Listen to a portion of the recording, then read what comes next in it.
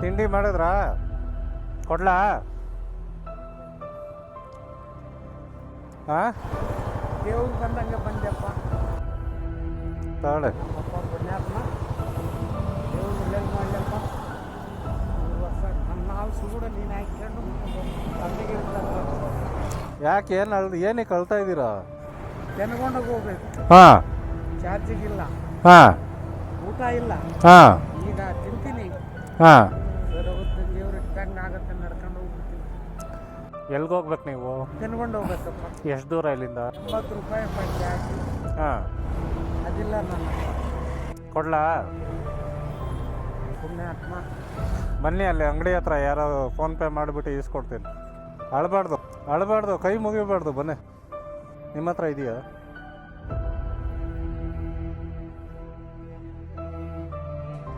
ಹೂವ ತಾಳೆ ಆ ಬೋಲಾಶಂಕರ ಬಂದಂಗೆ ಬಾಯ್ತು ನಮ್ಮಪ್ಪ. ಸಾಕನ್ನ ತಾಳೆ, ಅಳಬಾಡ್ರಿ, ಹೋಗಿ ಬನ್ನಿ ನೀವು. 20 ರೂಪಾಯಿ ಉಳಿತೈತಂದೆ, ಸಾಕು. ನನಗೆ ಏನು ಕೆಟ್ಟ ಚಟ ಇಲ್ಲ. ನಡ್ಕೊಂಡು ಎಲ್ಲಿಂದ ದೇವನಹಳ್ಳಿಯಿಂದ ನಡ್ಕೊಂಡು ಬಂದಿದ್ದೀನಿ. ಮತ್ತು ದೇವನಹಳ್ಳಿಯಿಂದ ನಡ್ಕೊಂಡು ಬಂದಿದ್ದೀರಾ? ಕಾಲು ಏನು ಮಾಡ್ತೀಯಪ್ಪ? ಪರವಾಗಿಲ್ಲ, ನೀವು ಫಸ್ಟು ಸೈಡಲ್ಲಿ ಕುತ್ಕೊಂಡ್ಬಿಟ್ಟು ತಿಂಡಿ ಮಾಡಿ ಇಲ್ಲೇಪ್ಪ ತಿಂಡಿ ತಿಂದು ಆಮೇಲೆ ಹೋಗಿ ಬನ್ನಿ ನೀವು. ತಂದೆ ಸಾಕ್ಯಪ್ಪ. ನಮ್ಮಪ್ಪ ಒಳ್ಳೇದಪ್ಪ, ದೇವರು ಒಳ್ಳೇದು ಮಾಡಲಿ. ಮತ್ತೆ ಆಶೀರ್ವಾದ ಕೊಡಿ ಸಾಕು. ಹರೇ ರಾಮ ಹರೇ ಕೃಷ್ಣ ಕೃಷ್ಣ ಕೃಷ್ಣ ಹರೇ ಹರೇ.